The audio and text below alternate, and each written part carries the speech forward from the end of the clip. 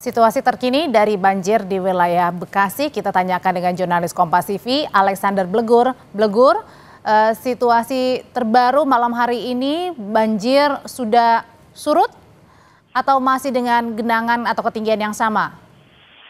Baik, Ade dan saudara, memang saat ini saya berdiri tempat saya melaporkan ini masih terlihat di belakang saya ini ketinggian banjir di Mall Bekasi Hypermall Bekasi Mega Bekasi Hypermall ini memang masih dengan ketinggian 1 meter.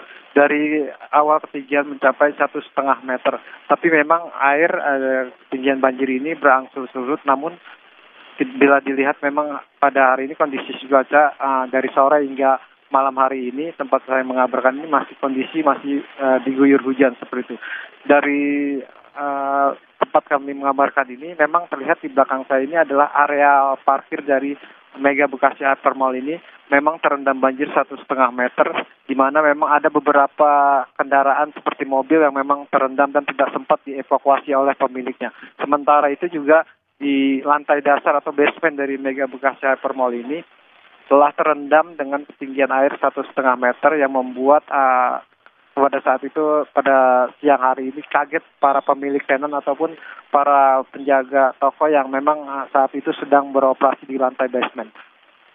Audrey. Ya, Alex, ini kan memang dari visual malam hari yang Anda kemudian dapatkan ini memang masih tinggi airnya ya. Nah, kemudian juga apakah ada misalnya pemilik mobil yang berusaha untuk melihat bagaimana mobilnya sekarang ini, termasuk juga dengan mungkin penjual dari dalam mall, penjual tenan?